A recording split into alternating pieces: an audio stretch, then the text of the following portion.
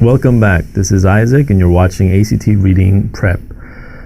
So far, we've been looking into the humanities passages, and we have a couple more to go. And if possible, we'll move on to one of the humanities passages and move on to the science passage, and so that natural science passage, so that we can have the full passages or the full sort of a course of a passage, and then we can move on to a new sets of the passages, so as for you to give you a clear view on how you're supposed to tackle some of these passages, or at least the 4 different passages that appear in ACT. So let's get started without further ado. Let's go into our today's passage, which is on page 470 to 471 in your red book. So please go there and let's get started. All right, so today's passage also, of course, deals with humanities. Now, of course, from the last 2, you notice that the humanities also will have to do with something or some of an American culture. They will talk about it globally, or they'll talk about it in its entirety, and they'll move it to the American culture. So they will sort of make a connection or the bridge between the culture as an entirety, or the humanities as an entirety, and then move on to the American culture or American humanity itself. So this one doesn't stray too far from that pattern, but well, you know, it's not like it always will deal with the American culture or the American issues or American humanity, but of course it will deal with the culture or humanities in its entirety. So this one, or this particular passage, will deal with the humanity in its entirety, but as you will notice that it won't really talk about an Asian humanity or Asian culture in this sense, but more of a Western, or more of the Western front. All right, so here we go. Let's take a look at the most important part, which is this one. It says, this passage is adapted from the article, "What Light Through Yonder Windows Breaks." Now that should already give you a sort of a, how do you say it, the sort of a cue to what you should expect into the reading. Now, when that is being said, like "what light through yonder windows breaks," that usually is, how do I explain this? This is like a very symbolism or symbolic picture that you should see. Yonder window would be a window that is arched. And then a light coming through sort of symbolizes the enlightenment. It symbolizes the new age. It symbolizes the awakening of certain things. So in that sense, we're probably talking about some kind of an enlightenment, or some kind of a change, or some kind of a paradigm shift in whichever topic that we're talking about here. And it turns out, it says, the CD-ROMs referred to in this passage are disks that, when inserted into a computer, provide the users with multimedia information on a given subject in 1995. Now notice the date, 1995. In 1995, CD-ROMs were there, but they were kind of rare, right? So therefore, they've had to explain what CD-ROMs were, or CD-ROMs are. And of course, CD-ROMs are a thing of enlightenment, or at least it's a change, it's a paradigm shift. Now, I don't know if you remember, but we used to have these magnetic tapes. These were called the cassette tapes, and I've used them as I was young, teenagers like you right now who are watching. I'm hoping that you're all teenagers. But the thing is, cassette tapes were, it was finite. It was limited in a sense that it wore out. Although CD will wear out as well, the content that it was able to, the contents that you were able to input into the cassette tape were pretty much different from the inputs that you can do on the CD-ROMs. CD-ROMs considerably had more spaces, considerably had more storage spaces, considerably had a higher quality storage places, and so therefore you could have a higher quality videos, or you could have a higher quality audios, and you could have higher quality software, any programs that you wanted to put in, right? So that's what we're talking about here. But what exactly are we talking about? Are we only talking about the CD-ROM technology that that came about in the early? It actually came about in the early 1980s. By what's his name, Negroponte. He was the founder of the MIT Media Lab, and he came, I don't know if it was he, but he first started using it in his speeches, and so that was back in 1980, right? So anyways, This is the idea here. All right, so let's get started with our connecting the dots. So we'll read the first and the last last sentences of the first paragraph, and then the first sentence of every paragraph that comes after it. All right, so let's take a look at the first paragraph. It says, Shakespeare on CD-ROM is potentially the most important thing to happen to the text of Shakespeare's plays since the 18th century, when they were first given the serious scholarly attention reserved for cultural treasures. So I guess it's the entire first paragraph, right? So let's read the first paragraph. It is important to understand why the innovations represented by these CDs, the BBC Shakespeare series Romeo and Juliet and Voyager's Macbeth, are so significant. So without, without reading further into it, we could just say that the CD-ROMs had a great impact on Shakespeare's works, right? That's the idea that the first paragraph is conveying. So CD-ROMs had a much impact on Shakespeare's works, right? Especially things like Romeo and Juliet and Macbeth, right? So that's the idea. Let's move on to the second paragraph. It says, what exactly is a printed play by Shakespeare? So they ask you a question, what exactly is a printed play by Shakespeare? Now, by just looking at that sentence alone, I guess what you can say is you're contrasting between the plays that have been written into the CD-ROMs versus the plays that are written in text, right? I mean, if you think about it, CD-ROMs are a digital representation, or it's a digitalized form of the text into a plastic, right? Into a describable plastic, as opposed to the plays that's been written by Shakespeare were something of an analogous nature, right? So I guess we're comparing that idea. So the whole comparison will appear in this paragraph, right? So let's keep that in mind. Moving on to the next paragraph. Nevertheless, even today, most editors silently stitch together the different versions of the Hamlet or the King Lear in an attempt to present the final versions Shakespeare supposedly meant to leave behind. So I guess not even reading the first or the previous paragraph, you can definitely tell that this is about, nevertheless, even today, most editors are trying to stitch together the different versions. So apparently there are different versions of Shakespeare's works, and of the Hamlet, of course, the King Lear, in an attempt to present the final version. So meaning that there's no final version, right? I mean, yes, they say Shakespeare's, for example, Hamlet, Romeo and Juliet, or Macbeth, or King Lear, right? These they exist in plays, right? Now the problem with that is it differs from, say, it differs from a theater to a theater, right? I mean, there are different groups of thespians out there, and they portray, or they, at least the script writers who are working with these plays, or the thespians, come up with different versions of interpretation towards what Shakespeare would have meant, or he tried to say. I mean, you can probably see this in many of the like multimedia, which represents, or at least the TV programs, or at least the movies that represent the life, or at least the way the thespians think. Now, if you remember the quite recent movie, this might be a spoiler, but I don't know if you've seen a movie called The Birdman, right? In short, Birdman. The cast, or it's the main character, Michael Keaton. And if you see in that movie, right, Edward Norton, who, okay, I'm not going to spoil it for you, but the idea is that these people, these thespians, so-called the actors or actresses, will interpret it in their own manner, and that's the idea here. There's no final version, and so the editors are trying to stitch it together to come up with the final version of it, right? And of course, Shakespeare supposedly meant to leave behind. So I guess the notion that we had about the CD-ROM contrasted with the actual plays that written by Shakespeare now comes into light, saying that there are different versions, and of course these versions must be stitched together, right? That's the idea here.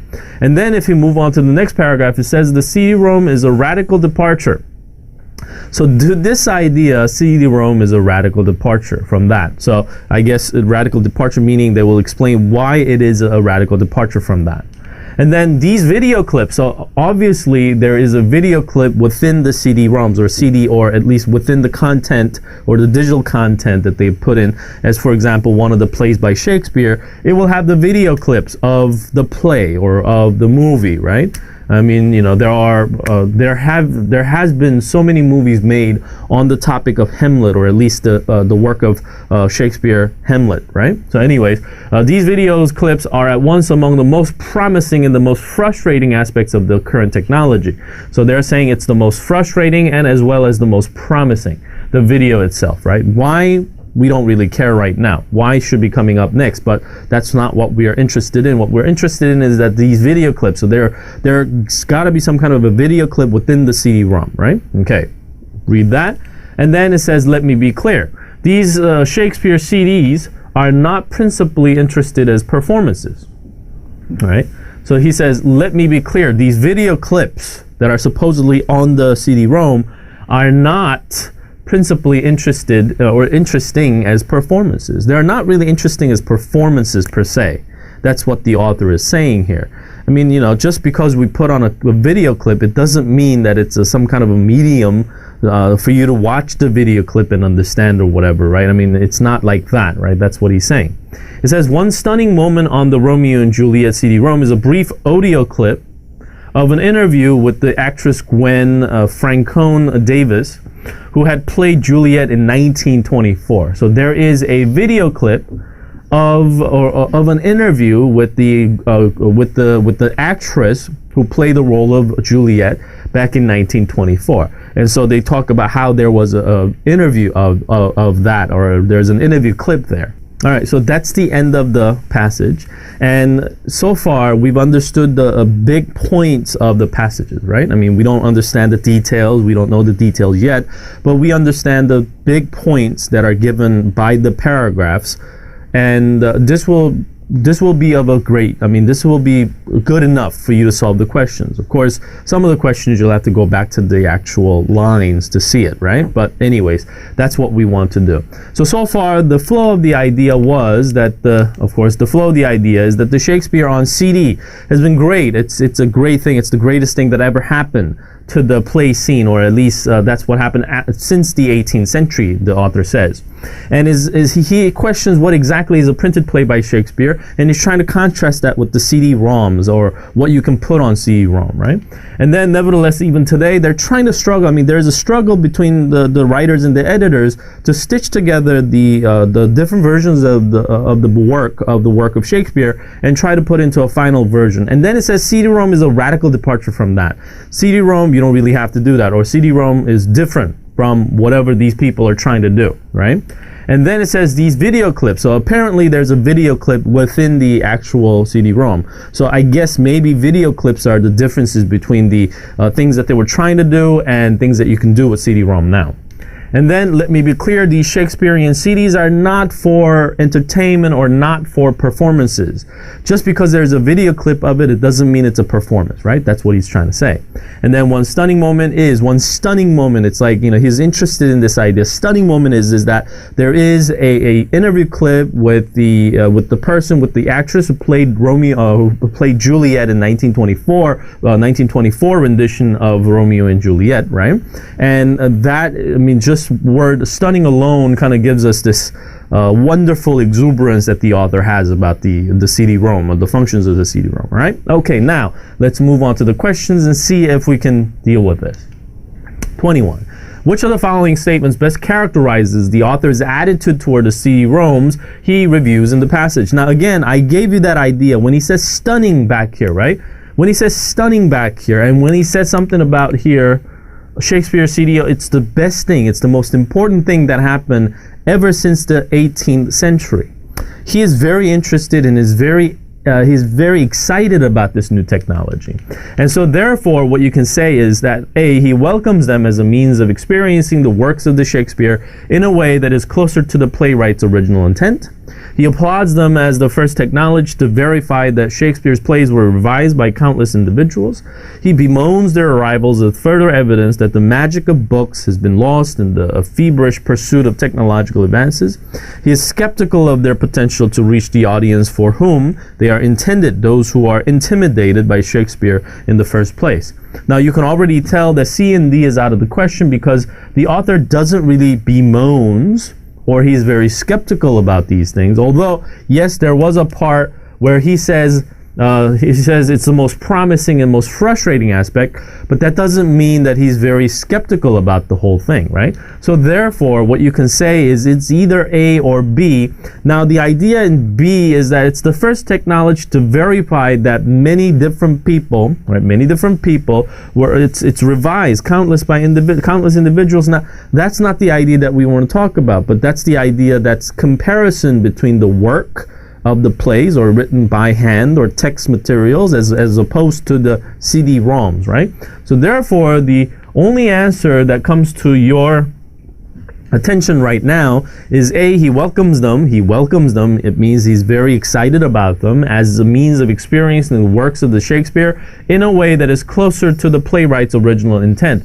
Now, why that is because in the text form or the textual form, in the third paragraph that we looked into, right, here you go, the third paragraph that we looked into, it says different versions of Hamlet or King Lear in an attempt to present the final versions Shakespeare supposedly meant to leave behind. And then it says CD-ROM is a radical departure from that. Radical departure from putting together the different works to come up with the final version of it, right? So meaning that there is some other way of doing this, and so therefore he welcomes them as a means of experiencing the works of Shakespeare in a way that is closer to the original intent.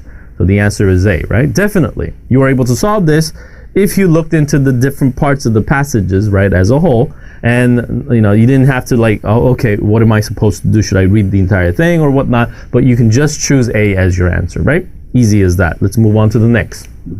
22. Without the last paragraph, the passage would contain no specific examples of what?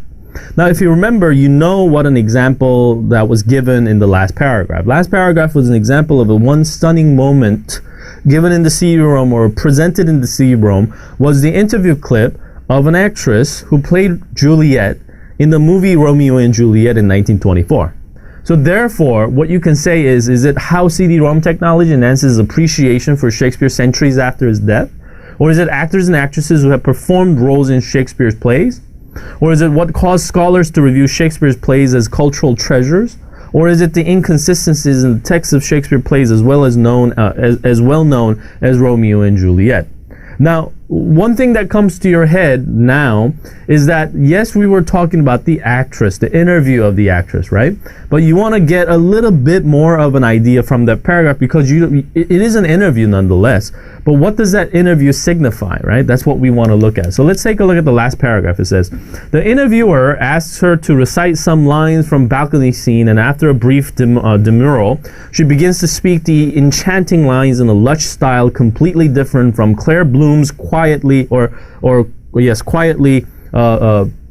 restrained rendition. For a minute or so, we get a glimpse of what the technology can do. If a stage performance at this best makes us experience a certain inevitability, leading us to think of the actor's interpretation of the play, this must be so, then a CD-ROM has the power to make us think it could be so different.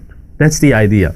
It's not just that the interview is in it, right? It's not just that interview is in an interview of some old actress or some early actress who played Juliet in 1924. It's the actual like comparison, right? If the real actresses can do different versions, right? For example, this person, Gwen Francone Davis, she did a very exuberating manner, or she did it in a very pleasant manner, or for at least the balcony. If you remember what the balcony scene was, the balcony scene is where Juliet, Romeo is saying, open thy doors or open thy windows or whatever, so that let me climb up to the whatever. It's that love. Professing, or at least the chemistry that just about to happen between Romeo and Juliet, and Juliet probably she did it in a very enchanting manner as opposed to the other person who did it in a very quiet manner, right? I mean, so it's very different. It's so different. Then CD-ROMs can be more, it could give us more of a difference or more of a separation from that. So what can you say about that? Is it the CD-ROM technology enhancing the appreciation of Shakespeare's work after his death? Or is it the actors and actresses performed roles in Shakespeare plays? Is that the example of? Or is it what caused scholars to review Shakespeare's plays as cultural treasure? Or is it inconsistency in the text of Shakespeare plays as well known as the Romeo and Juliet? So definitely you can say that it's J, right? It's inconsistencies. Why is that? It's different from one person, one actress to the other, right? If that's the idea, then CD-ROMs could have that differences as well, or at least, right, it's so different, right? That's the idea. It's the inconsistencies in the text of Shakespeare plays. Remember that, right? It's the inconsistency, because you can pick it up from one actress performing totally different from the other actress. Okay, good. The next one, 23. In the first paragraph, the author compares the dawning of the age of the CD-ROM Shakespeare to the dawning of the scholarly attention to Shakespeare's work in the 18th century. This comparison supports the author's point, right? Remember, I told you that there was a comparison, right? Of course, it says the first paragraph, the author compares the CD-ROM and the Shakespeare, or at least the scholarly attention to Shakespeare's work in the 18th century, right? So if that's the idea, what can we say? And since books became widely available, the magic of the theater has diminished. Are we talking about that really? Or is it academics have long regarded Shakespeare as too sophisticated for the general public? Or is it each generation identifies with a different one of Shakespeare's plays? Or is it CD-ROMs of Shakespeare plays represent a profound shift in the treatment of his work? What do you think? You can definitely say that it is D, right? Why is that? Because the appearance of CD-ROMs, right, it was most important. Let's just go back so that you can see it better. But you should remember this because you've already read this, right? It says, Shakespeare on CD-ROM is potentially the most important thing to happen to the text of Shakespeare's plays since the 18th century, when they were first given the serious scholarly attention reserved for the cultural treasures. That was back in 18th century. It is important to understand why the innovations represented by these CDs, whatever is so significant, right? So what we're saying is that it's so significant, right? It's so significant. The CD-ROM is so significant. If that's the idea, then we can definitely say that CD-ROM of Shakespeare's plays represent a profound shift in the treatment of his work. So far it was before the 1900s, or before the 20th century. It was all in a written form, right? It was written form, and they all had differences, or at least there were different versions of it, and editors were trying to put it together to come up with a final version of it. Now, what we're saying is the CD-ROM will give us different point of views, or it will be totally different as given to us by the last paragraph, an example in the last paragraph, right? So therefore, the answer will have to be that it will be a totally different treatment of his work. Okay, let's move on. 24. According to the passage, the CD-ROMs offer a combination of. The combination of what? Now, this is what we call a detailed question. You don't know what combinations were given. We know, although one combination was the video clips, right? You know that it was video clips. Definitely video clips. Now, let's think about this. What can CD hold? Now, of course, today, CDs are not as prevalently used as it was 10 years ago, because to just give you an idea, we have something called the flash drives and USBs. Now, I heard a news that the flash drives are the small drives, small hard drives, of course, small hard drives that can contain up to 1 terabyte information now. I'm pretty sure this will soon be 2, 3, or 5, or 16, 32 terabytes. So who knows, right? I mean, it will be very big. Now, that's the idea. The one flash drive, actual size of the flash drive should be smaller than that. Those flash drives that are within your laptop computers, especially the newer versions of the laptop computers, that will contain the flash drives. It's because they want to make the laptop smaller, slimmer, right? So that's the flash drive we're talking about. So we don't use CDs as often as we do, but what media, or what type of media can you put into a CD, or at least in a digital form? Now, you can put text in a digital form. You can put audio in a digital form. You can put video in a digital form, right? These are the 3 ways that you can input the material into the CD-ROM, or let's just broadly say in a digital form, right? So keep that in mind, and let's take a look at the answer choices and see if we can choose the right answer. First of all, it says the complete text and the full-length video of a production. That's a possibility, right? A complete text and the full-length video. Selection from the text and selected scenes on a video from a production. Selected scene, that's a possibility as well. Selections from the text and the full-length video of a production. Selection from the text and the full-length video, that's also a possibility. complete audio and written text and selected scenes on video from a production. That's also a possibility. So everything is a possibility. But I guess if you looked at the pattern of the answer choices, it's either the complete or the selections from, right? Complete or selections from. So to find that detail, we'll move on to the CD-ROM offering combinations of what, right? Let's go back. Now, you can probably find this in the second paragraph. Here you go. What exactly is a printed play by Shakespeare? Where it was once thought that Shakespeare's plays sprang from his noble brow in definitive and final form, it is now widely recognized that many of them were repeatedly revised. So it's not the original work that you're seeing right now. It's been repeatedly revised and revised and revised, right? And if I am right, or if I've read things right, Shakespeare wrote minimal, meaning that he wrote a play script rather than what we read right now, rather than a refined version of this play script, right? I'm pretty sure his play scripts were very dirty. I mean, he had to make the last minute changes. I'm pretty sure the lines would change. I'm pretty sure he had to delete some scenes or whatnot. So it was not complete. So what we're saying, it's a repeated, revised version of this, right? For example, maybe this is not it. Maybe this is just giving us the comparison of it. I'm really sorry about that. I mean, things could happen like that, right? So let's move on to the next. In CD-ROM, there you go. Radical departure. This is the scene that we need to, or this is the actual paragraph that we need to look into. All right. So it says the words of the play appeared on the screen, synchronized with a complete audio performances. There you go. Synchronize audio performances with the words. So you can say that that's the text, and that's the audio. It's complete audio performances, meaning it's the complete set, right? It's a whole set of words and audio. And it has long been possible to read the text in the play while listening to a recorded version. So I guess what you're supposed to do, you're supposedly they're asking you to do, or at least they are allowing you to do, or they give you an option to do, is that you can read while you listen to it, right? And then it says, but now it is wonderful easy to locate particular scenes and whatnots and blah blah blah blah blah. Now each CD includes video clips of some of the most famous scenes. Some of the most famous scenes. It's not all of it, but some of the most famous scenes. So now you have the answer. You have the complete text and the complete audio performances with the selections of some of the famous works in video clips, right?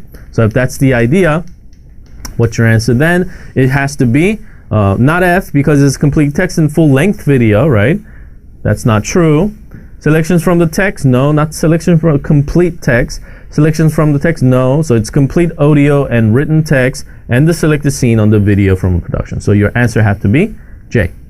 Simple as that, right? You get the idea. All right, good. Let's move on to the next.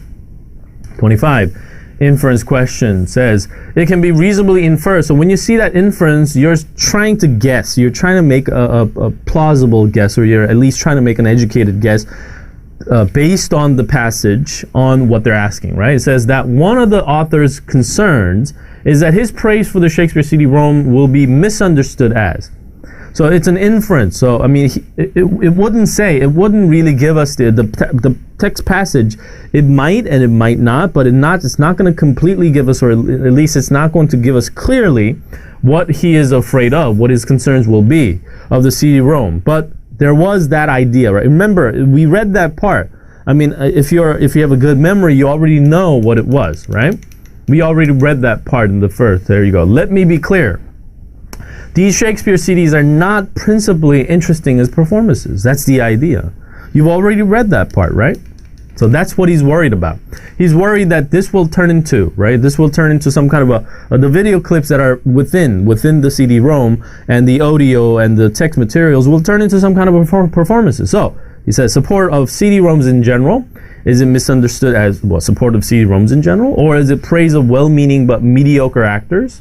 Or is it a suggestion that they are a substitute for live performances? Or is it a support for more than one interpretation of Shakespeare's play? You know what the answer is, right? Obviously, the answer is this. Why is that? Because that's what we're worried about. He said that, let me be clear, now this CD-ROM doesn't mean that it's going to be principally interesting as a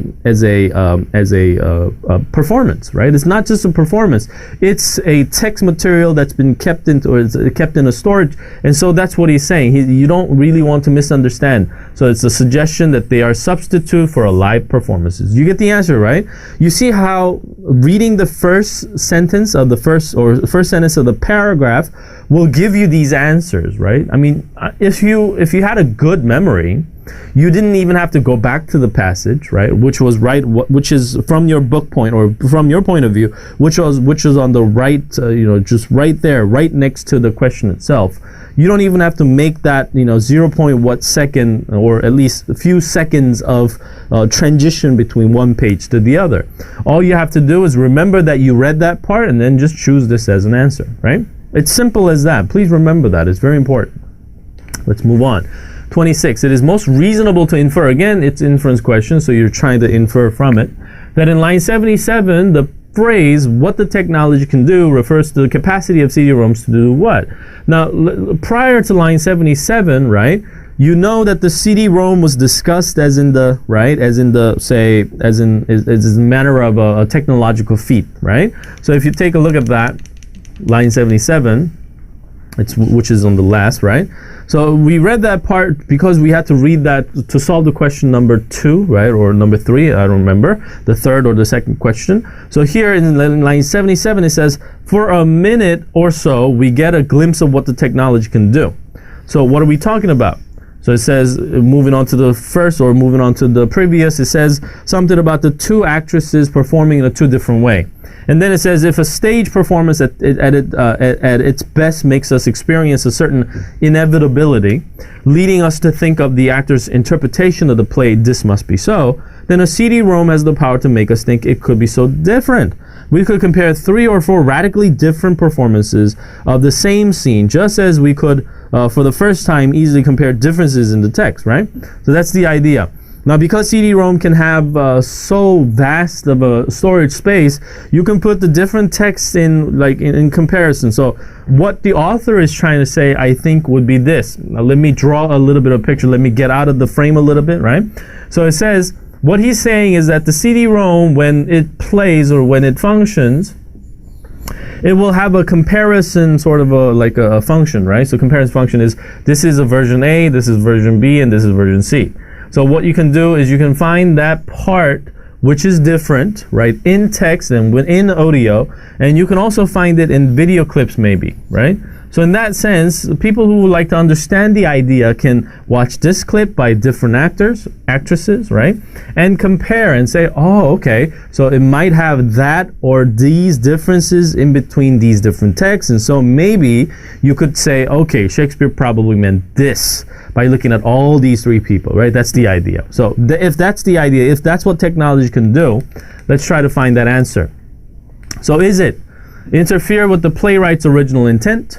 Or is it reduce a play to the level of television program? Or is it inviting an appreciation for the immense possibilities contained in a Shakespeare play? Or is it simplify Shakespeare's complex messages by conveying them in modern English?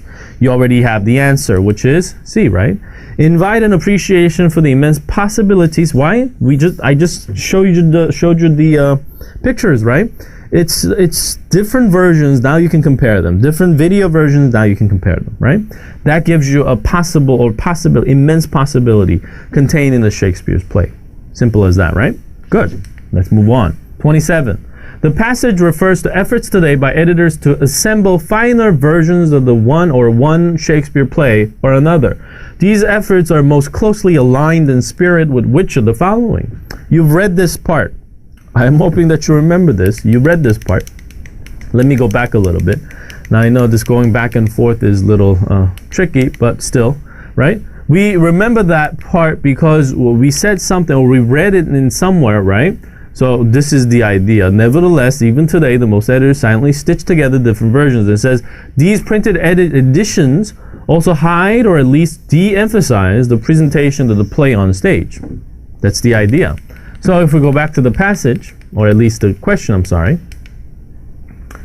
This is it, right? So the passage refers to the efforts today by editors to assemble a final version. Now these efforts are closely aligned in spirit of which of the following ideas. So remember that. A, Shakespeare's concept of the adaptable nature of his plays, or is it previously held belief that Shakespeare's plays spring from his noble brow and definitive and final form? Or is it the form and spirit of the new versions of the Shakespeare's plays on CD-ROM? Or is it the view expressed in the passage of how Shakespeare's plays should be treated? What do you think this should be, right? So remember, this would be the best answer. Why is that? Now, the idea was, if you remember what we read just now, it says that the printed versions, right? I'll just go back in a time, in a few seconds. Here it says, these printed editions also hide or at least de-emphasize the presentation of the play on stage. So what we're saying is that because of these printed editions, there are so many versions of the printed editions, right? Also hide or at least de-emphasize the importance of the stage. Why is that? Because, I mean, if people have different versions or different interpretations, right? If people have different interpretations of what Shakespeare wrote, right? It would be impossible for you to have the right version or the final version. And it says in the previous, right? It says definitive brow should be appearing somewhere here, right? Because we thought that Shakespeare himself wrote this, or at least in this case here. What exactly is printed play by Shakespeare? Where it was once thought that Shakespeare's plays sprang from his noble brow in definitive and final form, it is now widely recognized that many of them were repeatedly revised, right? So what we're saying here is that it's hard to find the final version. At least it's hard to figure out, or at least you can't really say that what you're trying to do there, right, like putting together different editions to form a final version, the effort in itself is almost like, you know, almost like thinking this, like his noble brow in definitive and final form. He's trying to write it in his own, or that was the final form. Whatever Shakespeare written, that is his final form. That's not true. It's been edited and edited and edited so many times, right? So the answer in Numbers 27 will have to be, right, will have to be that previously held belief, closely aligned in spirit, which the following previously held belief that Shakespeare's play sprang from his noble brow in definitive and final form. That's the idea, right? So again, to just clarify this, the passage refers to the efforts, right, to make final versions of the Shakespeare play or another. Now, these efforts are mostly closely aligned with what, right? Aligned with what? Aligned with previously held beliefs that Shakespeare's play sprang from his noble brow. The only reason that these people are trying to edit, right? Remember this is the idea. The only reason that these editors are trying to get the different versions of his work and put it into a final version is that because these editors believe that Shakespeare's plays sprang from him and him only in a final form or final version. You get the idea, right? That's why we're making that connection. All right, so the answer will have to be B. You get that, right? If you don't get that, try to listen to it again. 28. The author is bothered by Albert Finney's voice on the BBC's Romeo and Juliet CD-ROM because the actor's words. So this is kind of a detailed question where you will have to find Albert Finney's voice. Okay, so let's try to find Albert Finney's voice. Most of you have already found it, but let's just give me some time so I can go back and find it, right? So Albert Finney, so we'll try to look from the very beginning, right? But you know that this is not where it will appear. This is not where it will appear, right? This is not either. Maybe this, right? Maybe here, but you don't see any Albert Finneys. Maybe here, right? Maybe here, because we're talking about like the video clips and whatnot. So it definitely BBC's Romeo and Juliet and actors in the video, not the same. Here it says Albert Finney. So let's read that part, okay? So we'll read it from here.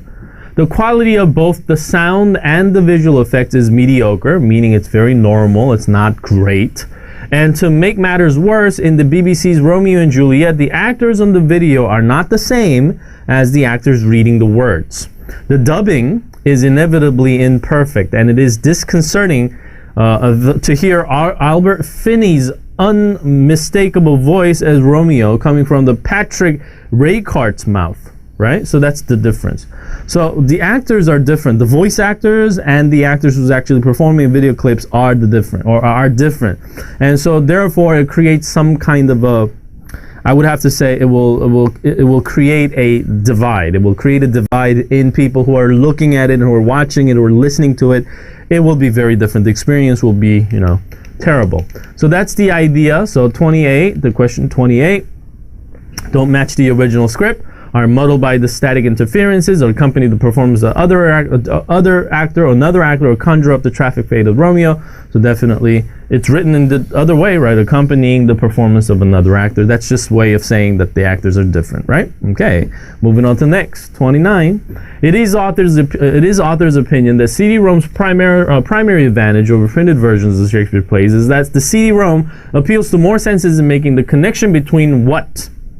Connection between what? So remember, we need to remember what was in the CD-ROM. In CD-ROM, there was text materials, there were audio materials, and there were video materials, right? And that's versus the printed material. So what would be that connection, right? Is it the original and the contemporary set designs?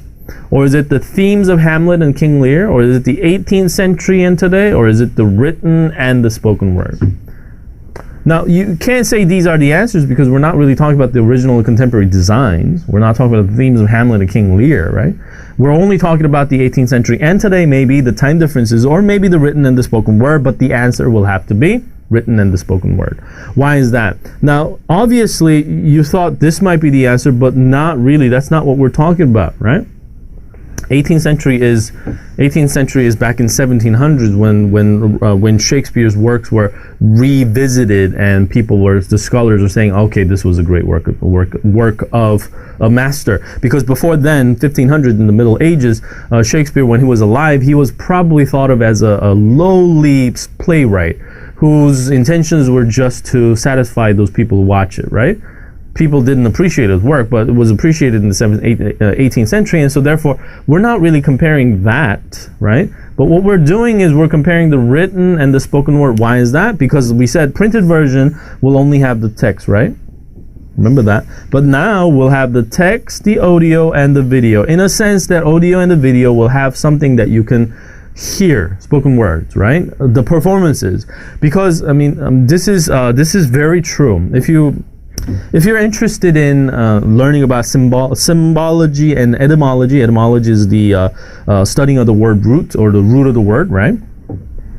Written language, although is a very good medium in which you can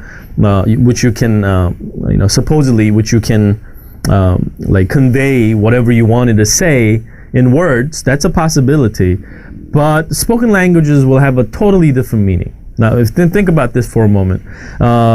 Let's say this appears in a lot of times in Bible. Okay, this appears in a lot of times in Bible. Now, many people say the Bible must be interpreted as it is, like a direct interpretation as it is, right? So, for example, if it rained 40 days and 40 nights, right? I mean, 40 days and 40 nights in like Noah's flood, then it literally means that 40 days and 40 nights it rained, right? That's the text material, because you can't really get any emotions or the tones or the mood from that text itself, because the text was so dry. It just said that 40 days and 40 nights it rained like crazy. So written words, you can only understand it as one-sided, or your interpretation will be put in there, right? Your way of interpretation. So if you're a very real Christian, not real Christian, but if you're a very devout Christian, and if you believe that Bible is the God of the Word of God, right, then you definitely will believe that 40 days and 40 nights it rained. But those people who do not believe that, for example, those people who approach things in a scientific way, would not say that it rained 40 days and 40 nights. 40 is just a symbolism, right? It's a symbolism. It's a way of, just telling you that it rained a lot, right? Rather than 40 days and 40 nights. And if there were spoken word of this, right? If there was a video or the spoken word of this, for example, somebody let's say the writer of Genesis, right? The writer of Genesis, he was able to record his voice as he was coming up with his ideas, then you can definitely hear his tone and hear his mood and how he wanted to present it, right? You can hear it in people's voices. And so that's the idea that we're talking about. The written and the spoken, the connection between them, right? There's a total difference between the two. So when we're comparing, the primary advantage of the CD-ROM is that, yes, the written and the spoken word, there's a connection between them. And if people were able to hear and listen to it, they can make better connections between the two ideas, or between the ideas, right? And even better, if they were able to look at the videos of the different play versions, you can definitely tell, or you can definitely interpret it in your way, or at least you can probably say that that's what Shakespeare wanted, right? Okay, so the answer will have to be the written and the spoken word. Not this, not the 18th century and today. That's not true. Moving on, 30. In lines 80, the statement, "this must be so," is intended as an example of. We've read that 2 times already. "This must be so" was that the 2 actresses, right, actresses A, actresses B, or actress A and B, they were performing in a so different way. And if these plays, if let's say one person went to see A and the other person went to see B, then these 2 people, 1 and 2, could definitely say, oh, whatever I saw must be it, because it was so good. It was so done in a perfect manner. It was inevitable that I had to see this, or this is the Shakespeare's intent, right? So if statement, "this must be so," is intended as an example of an audience member's response to a high quality theater performance, or is it a line from a Shakespeare's play that appears slightly altered in another version of the same play? Or is it the author quoting a director who sees only one possible interpretation of Shakespeare's play? Or is it an audio clip from the CD-ROM's version of Shakespeare's Romeo and Juliet? Obviously, the answer will have to be this, right? I just told you. Well, let's say an audience 1 went to see A, audience 2 went to see B, and if they saw that these 2 people played, they played their heart out, and they poured their heart out, and did that perfect line, right? Perfect play, then one would say, yeah, A is the right way of doing it, and 2 would say, yeah, B is the right way of doing it. So you can say "this must be so" is an audience member's response to a high quality theater performance, and that should be your answer, right? Okay. So again, you see here, what's important is that you need to understand the very beginnings of the rest of the paragraph. I mean, instead of the first, like aside from the first paragraph, you need to understand the first sentences of the rest of the paragraph, read that carefully, and by reading it, you can pretty much tell what will be going, or what will be happening within that paragraph. And drawing that idea in your head will help you solve these different questions, because most of these questions will be based on those first lines, or at least the topic sentences of the different paragraphs, right? Okay, so remember that and practice on that, all right? So the next class, or the next lesson, we're going to take a look at one other humanities, or we move on to the natural sciences, so that we can pick up the pace and move on to the last passage type, and then we can go back to the entire prose fiction, the social sciences, the humanities, and natural sciences, and we can try out the time critical method. We can try out the different question types and so on, so you can try and getting a higher score in the reading. Okay, so again, please practice, and also try to pick up your reading skills, all right? Don't just, let me recommend that, don't just watch, visually stimulating media, but try to read something, because reading will give you a sort of a better understanding of the materials.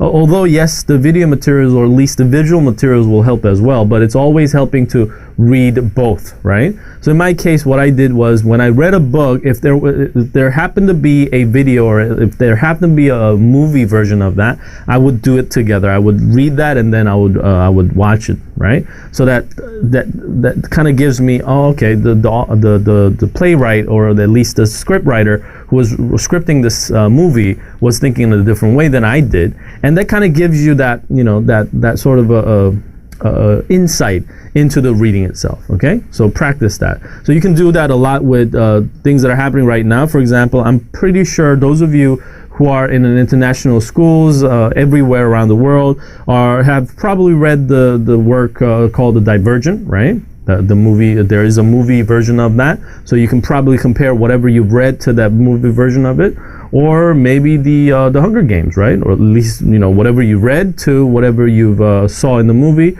or Twilight. I think it's the word. I'm sorry for those of you who love Twilight, but I think Twilight was a crappy movie anyways. I didn't even read the story. Maybe the story might have been better. And things like that. You can just compare and see what the two will have, what the two different mediums will have, and you can probably draw conclusions from that. All right. So try practicing that. All right. So let's end it here, and I will see you next meeting with either the humanities or the science or the natural sciences. Thank you for watching, and this has been Isaac. Bye bye.